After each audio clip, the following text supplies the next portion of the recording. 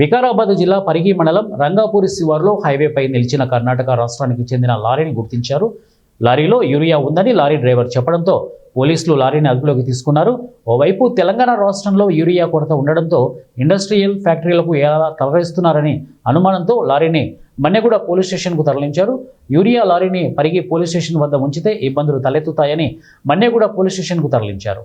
లారీలో ఉన్న యూరియా పరిగి మండలం మాజారం పవన్ ప్లైవుడ్ ఫ్యాక్టరీకి తరలిస్తున్నట్టు, యూరియా కేవలం పరిశ్రమలకు సంబంధించినదిగా పత్రాలు ఉన్నట్టు ఫ్యాక్టరీ నిర్వాహకులు తెలిపారు. లారీలో ఉన్న యూరియా పరిశ్రమలకు సంబంధించిందా లేదా అగ్రికల్చర్కి సంబంధించిందా అనే విషయాన్ని నిర్ధారించేందుకు పరిగి వ్యవసాయ శాఖ అధికారులు తరలివచ్చారు.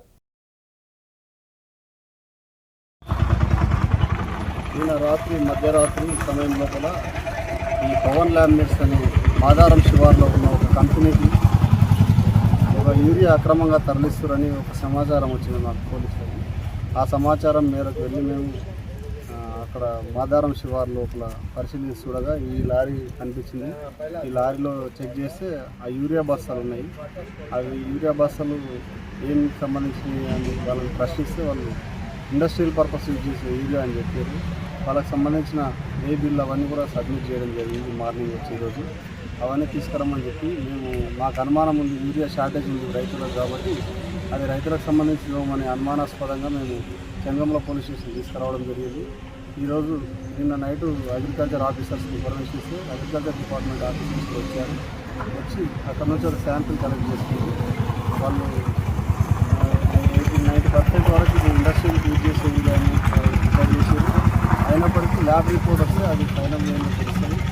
మేము కూడా ఆ లారీ ముంబై నుంచి తీసుకొచ్చామని చెప్తారు కాబట్టి ఆ టోల్ గేట్లకు సంబంధించి ఏమైనా టోల్ ట్యాక్స్ కట్ అవుతుంది కాబట్టి అది కూడా పరిశీలిస్తున్నాము.